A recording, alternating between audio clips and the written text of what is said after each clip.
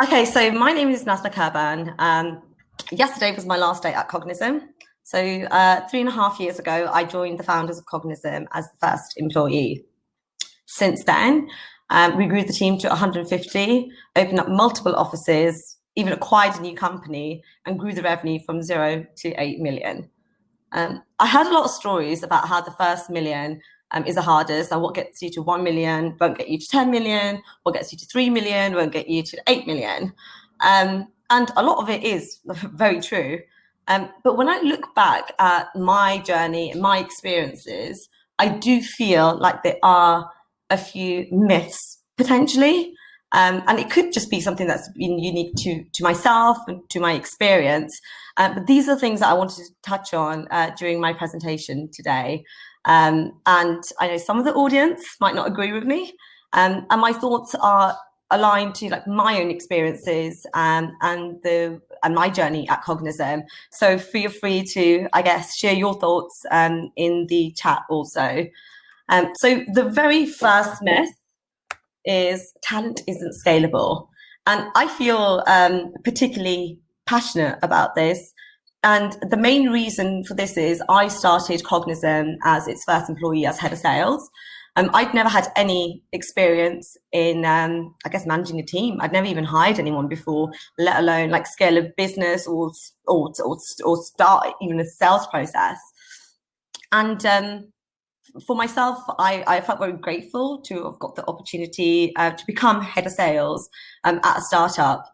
Since then, I've had a number of different promotions. I went from head of sales to VP of sales and latterly to chief revenue officer for Cognism.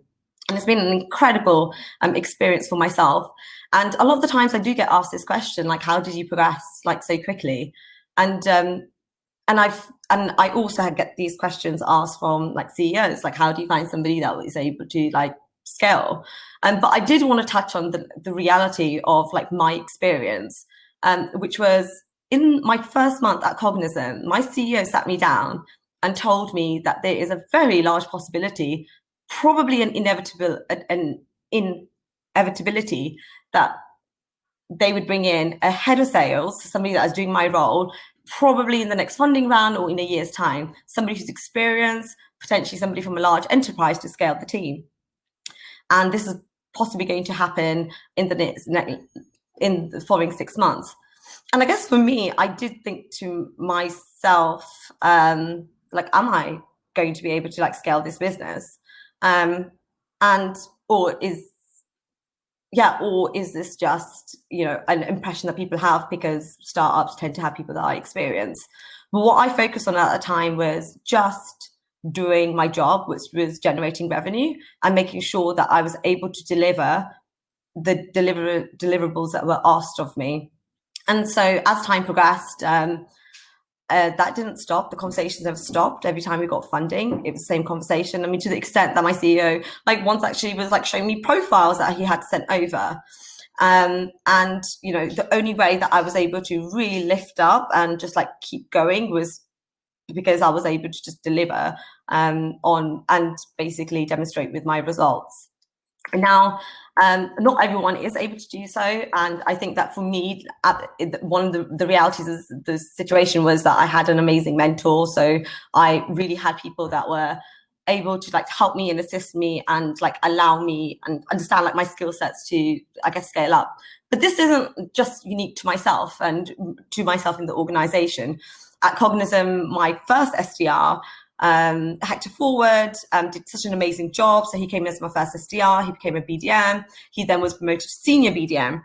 When we opened our offices in the US, he actually went over and led the sales activity there. And we had tremendous results right off the get-go. So he was able to really like upskill and take the company to another market. He then decides that he wanted to come back to the UK, and we just acquired a company. So he then went through an interview process and he got the role as head of sales. So that's another example of like someone that's been able to scale within the organization. My second SDR was promoted, and he had a different, I guess, trajectory or journey at Cognism, but he went from BDM, senior BDM, And when we were looking for a sales director, as the company scaled, we had external interviews, and he was actually quite successful in the process. He was successful in the process. And now he's been a sales director for, I believe, over a year, and he's just done a formidable job. And those are just examples like within the organization. There are lots of great organizations out there that are investing in talent, in potential. And I do feel like this myth that talent isn't scalable and that different stages like just need a different type of leader isn't necessarily true. If you've got the talent in-house, that is something that you can do.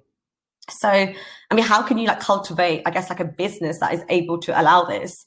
One thing that I would say is part of my journey wasn't just me on my own or the support that I had within the organization. And of course, like organizations and communities like SaaSGrowth has definitely helped me grow.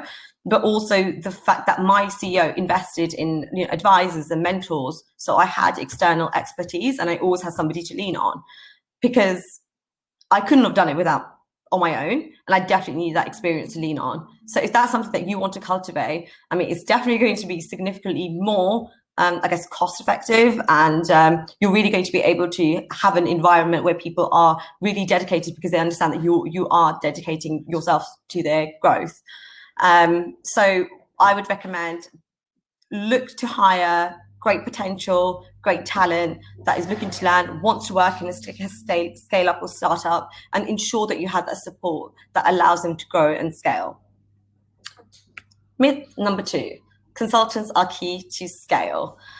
So this is an interesting one, because I would say that consultants have been, or advisors even, have been actually incremental to like my personal growth at Cognism. So one of our first advisors, he was actually a consultant, and as I moved and progressed, he was actually a great support mechanism. Advisors and consultants usually come in to help with implementing new processes and advising on strategy. So with the experience that I've had and just like talking to my peers, there's a lot of founders out there that invest in consultants.